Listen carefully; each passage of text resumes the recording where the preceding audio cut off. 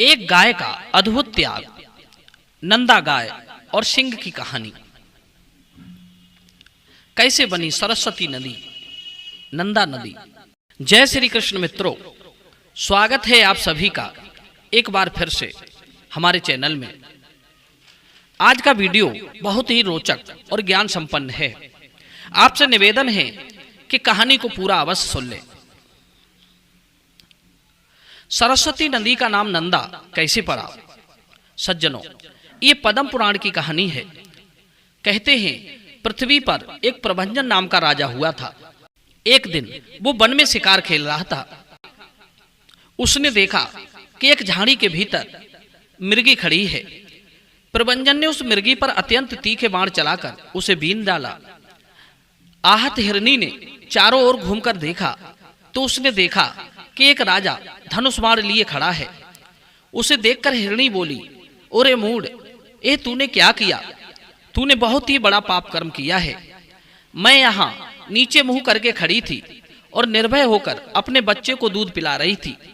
ऐसी अवस्था में तूने इस वन के बीच में मुझ निरपराध हिरणी को निशाना बनाया है।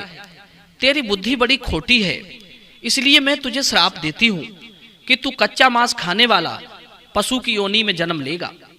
जा, तू इस कांटे भरे जंगल में व्याघ्र बन जा। सज्जनों, मृगी का शाप सुनकर सामने खड़े हुए राजा की सभी इंद्रियां व्याकुल हो उठी। वो हाथ जोड़कर बोला, कल्याणी, मैं नहीं जानता था कि तुम बच्चे को दूध पिला रही हो। अनजाने में मैंने तेरा वध किया है। मुझे मेरी करनी का फल भोगना ही पड़ेगा। हे मृगी, अब मुझे इतना तो बता दो कि मेरी व्याघ्र योनि से मुक्ति कब होगी? राजा के ऐसा कहने पर मृगी कहने लगी, हे नराधम, आज से ठीक 100 वर्ष बीतने पर यहाँ नंदा नाम की एक गाय आएगी। उसके साथ वार्तालाप होने पर तुम श्राप मुक्त हो जाओगे। सज्जनों, उसी हिरणी के श्राप से राजा प्रभंजन सिंह बन गया और उसी वन में पशुओं को मार मार कर खाने लगा। वो अपनी निंदा करते हुए मन ही मन कहने लगा, हाय, मैं कब तक मनुष्य योनि को प्राप्त होऊंगा? अब इस योनि में मेरे द्वारा कोई भी पुण्य नहीं हो सकता। एकमात्र हिंसा ही मेरी जीवन वृत्ति है।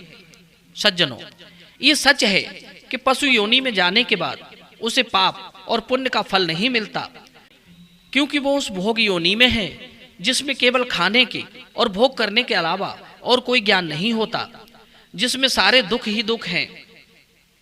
अब आप कहेंगे कि शेर तो सभी से बलवान होता है, उसे भला क्या दुख हो सकता है? तो इसका अर्थ है कि सर्दी में सर्दी भोगना, गर्मी में तपन सहना, भूखे प्यासे रहना, कांटे करीलों में भटकना, बारिश में भीगना, आंधी तूफान, ओलावृष्टि, किसी शिकारी का आखेट बनना, बिना किसी की सहायता के पड़े रहना, ये पशुओं के लिए किसी नरक से कम नहीं होता। सज्जनों, जब उस व्याघ्र को वन में रहते 100 वर्ष बीत गए, तब एक दिन वहां गौओं का एक बहुत बड़ा झुंड घास चरते हुए आ पहुंचा। उनमें से एक नंदा नाम की गाय अपने झुंड से बिछुड़कर उसी सिंह के सामने जा पहुंची। सिंह उसे देखते ही उसे खाने के लिए दौड़ा। गाय अपने को संकट में खड़ी देखकर अपने बछड़े की याद करके रोने लगी, जोर जोर से हुंकार भरने लगी। उस गाय को अत्यंत दुखी क्रंदन करते देख सिंह अपनी भाषा में उससे कहने लगा, अरे गाय, संसार में सभी जीव अपने कर्मों का ही दुख भोगते हैं। तू स्वयं मेरे पास आ पहुंची है, इससे जान पड़ता है तेरी मृत्यु आज ही नियत है। तो व्यर्थ का शोक क्यों कर रही है? सज्जनों, सिंह की इस प्रकार बात सुनकर नंदा गाय कहने लगी, हे व्याघ्र, मैं ये भली भांति जानती हूँ कि तुम्हारे पास आए हुए प्राणी की रक्षा असंभव है, अतः मैं अपने जीवन के लिए शोक नहीं कर रही। मृत्यु तो मेरी एक न एक दिन होगी ही, पर उसके लिए क्या चिंता करना। परंतु अभी मैंने नई अवस्था में एक बछड़े को जन्म दिया है। पहला बच्चा होने के कारण वो मुझे बहुत प्रिय है। मेरा बच्चा अभी दूध पीकर ही जीवन चलाता है, घास को तो वो सूंघता भी नहीं। इस समय वो भूख से पीड़ित होकर मेरी राह देख रहा होगा। मेरे ना रहने पर मेरा बच्चा कैसे जीवन धारण करेगा? मैं पुत्र स्नेह के वशीभूत होती जा रही हूँ और उसे दूध पिलाना चाहती हूँ। मुझे थोड़ी देर के लिए जाने दो। बछड़े को दूध पिलाकर प्यार से उसका मस्तक चाटूंगी और इसके हित और अहित के लिए कुछ उपदेश दूंगी। फिर अपनी सखियों की देखरेख में उसे सौंप कर तुम्हारे पास लौट आऊंगी। उसके बाद तुम मुझे खाकर अपनी भूख मिटा लेना। सज्जनों, सिंह कहने लगा कि मैं कैसे विश्वास करूं कि तुम लौट आओगी। गाय कहने लगी, यदि तुम्हें विश्वास नहीं है तो मुझे जाने दो। अगर वापस ना लौटूं तो मुझे वही पाप लगे जो ब्राह्मण और माता पिता का वध करने से लगता है। अगर मैं ना लौटूं तो मुझे वो पाप लगे जो व्याधों, मलेच्छों और जहर देने वाले को लगता है। यदि मैं ना लौटूं तो मुझे वो पाप लगे जो गौशाला में विघ्न डालने, सोते हुए प्राणी को मारने, जो कन्या का एक बार दान करके फिर उसे दूसरे को देना चाहता है, ऐसे लोगों को जो पाप लगता है। सज्जनों, नंदा गाय की यह कठोर शपथ सुनकर व्याघ्र को उस पर भरोसा हो गया। व्याघ्र कहने लगा, हे गाय, मैं तुम्हें जाने देता हूं, पर कुछ लोग तुमसे ये भी कहेंगे कि स्त्री के साथ हास परिहास में, विवाह में और गौ को संकट से बचाने में तथा प्राणों का संकट आ जाने पर शपथ की उपेक्षा कर देने से पाप नहीं लगता है।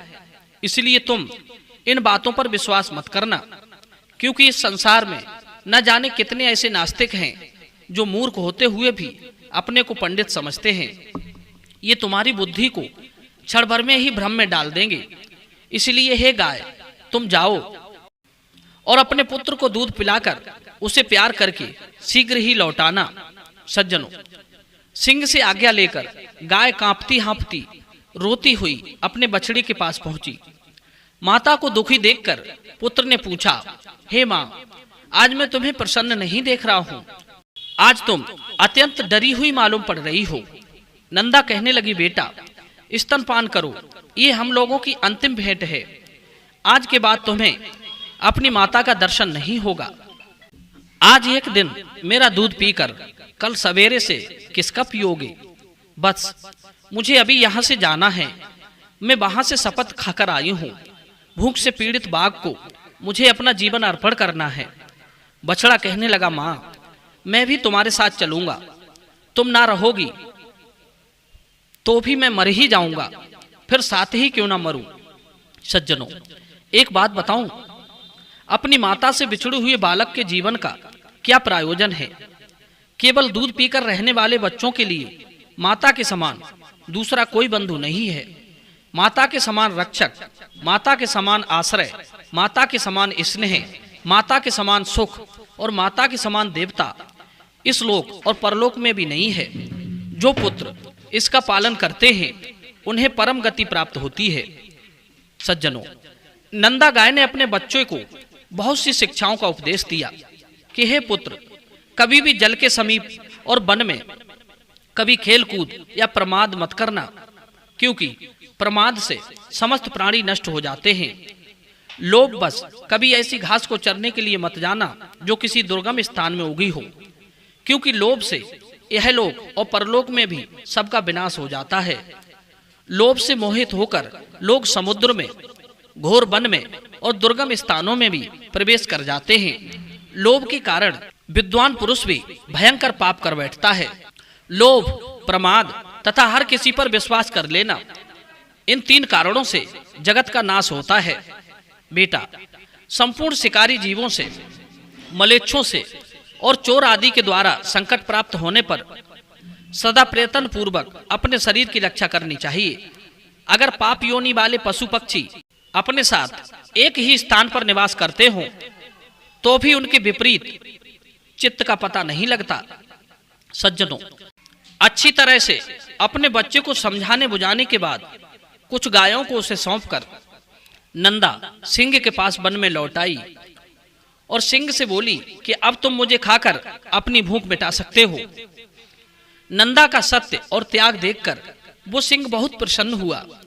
कहने लगा, हे सत्यवादिनी, सत्य का आश्रय लेने वालों का कभी अमंगल नहीं होता। इस सत्य के प्रभाव से मैंने तुम्हें छोड़ दिया है। जाओ, मैं तुम्हें नहीं खाऊंगा। मैंने हजारों जीवों को मारकर खाया है। मुझे कोई ऐसा उपाय बताओ जिससे मैं शुद्ध हो सकूं।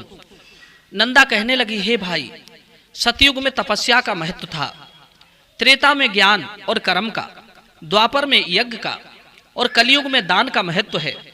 और संपूर्ण दानों में अभय दान सबसे बड़ा दान है। अहिंसा के सिवा ना कोई दान है ना कोई तपस्या, जो तुम पहले ही कर चुके हो। तभी बाघ ने उस गाय का नाम पूछा, जिसने बताया कि मेरा नाम नंदा है, जिसे सुनकर राजा प्रभंजन श्राप मुक्त हो गया। साक्षात धर्म ने नंदा को दर्शन दिए और वरदान मांगने के लिए कहा। नंदा ने कहा, हे प्रभु, आज से यह स्थान धर्म प्रदान करने वाला शुभ तीर्थ बन जाए।